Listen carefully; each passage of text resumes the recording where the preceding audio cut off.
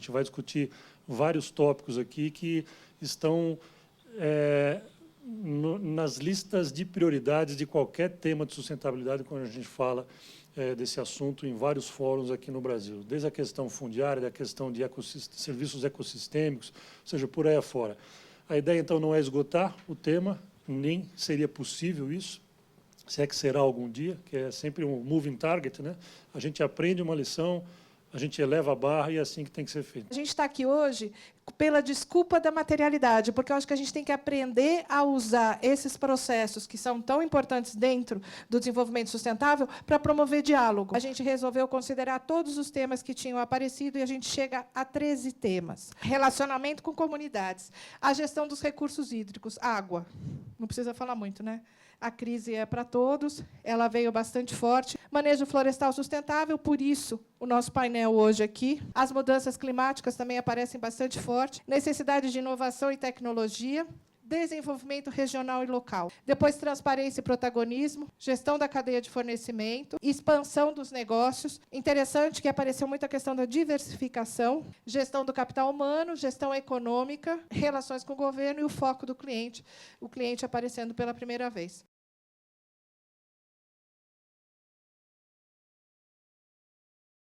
Nós gostaríamos de colocar um foco, já é uma meta dentro da nossa empresa, de como é que a gente consegue, através do aprendizado que nós tivemos com os movimentos de luta pela terra, para que a gente possa ter também um case de sucesso na questão quilombola. Nós não queremos trabalhar aqui num resultado de soma zero. O que é o resultado de soma zero? Para alguém ganhar, o outro tem que perder. Então, isso não deve ser soma zero. E é isso que a gente está tentando trabalhar no conceito de valor compartilhado. Como é que a gente acha mecanismos e que a gente possa tomar algumas decisões. Nos últimos 6, 7 anos, aí, a Fibria ousou discutir internamente e externamente a mudança de paradigma do ponto de vista do que é a questão social e como que o conflito, estamos aqui orbitando no fundiário agrário, mas ele é muito mais amplo, né? É o conflito do negócio e como que ele interage com a sociedade e as externalidades, o que ele gera. Dentro dos elementos centrais da governança responsável da terra, estamos falando da terra aqui, primeiro, conhecer o território. Conhecer o território, nós precisamos ter ferramenta eficaz para isso. Ferramenta eficaz para isso é um cadastro de terras atualizado, coerente, que demonstre a realidade da atual ocupação que nós temos, independente da ocupação. Então, você conhece o território, tem possibilidade de tomar decisão, e o elemento central para evitar um conflito pela disputa da terra, segurança jurídica. Se não tiver esse entendimento, a discussão, a forma de sentar na mesa e de discutir, eu tenho 23 anos de INCRA e toda essa história que eu tenho, todas as vezes que foi para o embate, sempre perde, todos perdem.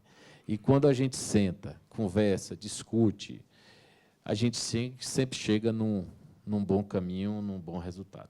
A questão da definição da propriedade do imóvel, isso aí foi uma questão extremamente complicada. Eu diria que, na prática, hoje é muito difícil replicar esse tipo de case, exatamente pela enorme complexidade e dificuldade que existe para se cumprir tudo aquilo que se exige dentro desse tipo de regulamentação. Nesses esforços de diálogo para a construção da materialidade, vocês conseguem trazer hoje a perspectiva das comunidades? De que maneira isso pode gerar insights para o negócio também, não só numa cultura de prestação de contas, ou seja, de olhar para o passado, mas também de pensar o futuro do negócio? Desde o jeito que a gente trabalha os projetos hoje nas comunidades, tá? Que a gente dá assistência técnica, tanto para criação, gestão da associação, produção e comercialização. Essas coisas são feitas em conjunto, ouvindo, tá? Trabalhando a partir daquilo que eles têm interesse, vocação. De que forma que a gente pode, por exemplo, tratar essa questão dentro de uma perspectiva de certificação para a Amazônia, por exemplo? Tem uma diversidade de tipos de situação fundiária lá na Amazônia, que o primeiro passo para resolver essa questão precisa ser enfrentada. Tem um passivo enorme a ser resolvido lá. Então, isso precisa ser resolvido. Para ser resolvido, precisa-se enfrentar uma atualização da atual legislação.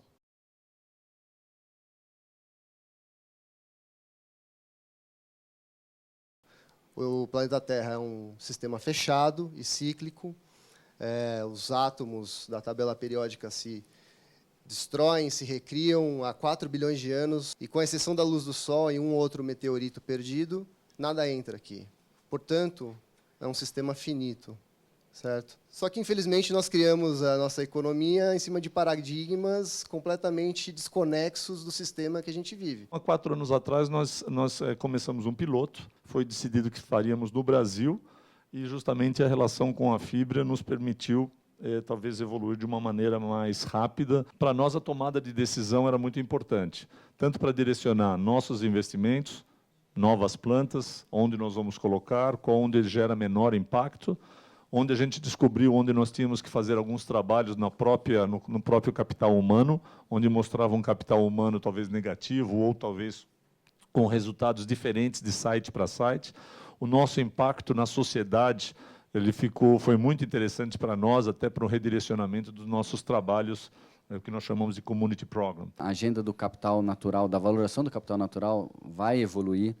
E acho que esse é o desafio não só para a Natura, para todas as empresas que estão envolvidas nisso. Como é que a gente, cada vez mais, pode fazer o aprofundamento e o refinamento das metas. Eu não tenho a menor dúvida que o Brasil, até pelos seus recursos naturais, vai ter que ter um capital natural do Brasil, como a gente fez para o Protocolo Brasileiro de GHG, adaptando alguns fatores de valoração para a realidade nacional. E acho que essa é a agenda que a gente abre o convite também para as outras empresas que têm interesse, como é que a gente ganha força e relevância para cada vez mais atuar nesse papel de entender um pouco desse impacto, fazer a comunicação para o consumidor e aí cabe ao consumidor depois fazer as suas escolhas em função daquilo que ele considera mais sustentável. Se a gente conseguir colocar essa valoração de serviços dentro das análises hoje que a gente faz, a gente consegue ser cada vez mais assertivo, não só para a fibra, né, mas também para todo mundo que está ao nosso entorno, a sociedade, o stakeholder que está justamente vinculado. Acho que é um pouco disso que eu queria deixar de mensagem.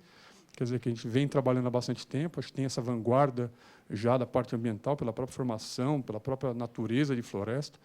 Agora, que a gente sabe que a gente está ainda, a régua vai subindo, né? A gente sabe que a gente tem muito o que fazer ainda, e toda crítica é bem-vinda para que a gente possa realmente evoluir no manejo florestal que a gente tem. Na hora que você qualifica, quantifica, enfrenta, né, você traz ferramentas para a gestão.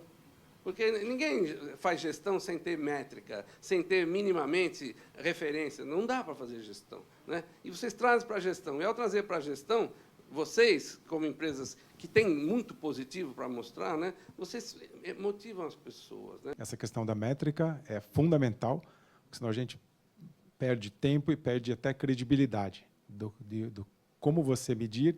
Né? Às vezes, empresas do mesmo setor medem de formas diferentes, e como que você vai comunicar isso para o público, para o seu cliente ou para o seu investidor?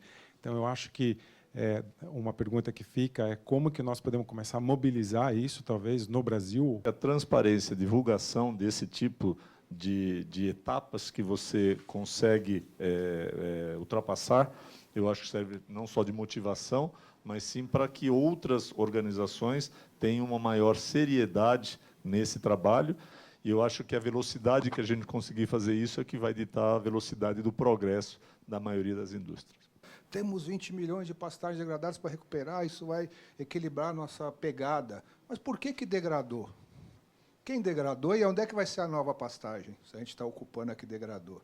Então, eu queria refletir com vocês, como é que a gente faz para trazer esse outro ator da sociedade, outros atores, que, de novo, estão sendo capturados por um processo que eles não têm total participação. Eu acho que quando a sociedade, por vários motivos, ou educação, ou percepção, tudo mais, começa a ser mais apoderada, ter uma voz mais forte, provavelmente a gente tenha ou estaremos mais próximos de uma solução. Queria agradecer a participação de todos. Eu acho que o que era o objetivo, que é ter a possibilidade de estarmos juntos num grupo que pode, né, pensar temas críticos que aparecem hoje como materiais para fibra, eu acho que foi alcançado. Obrigada, pessoal. Valeu.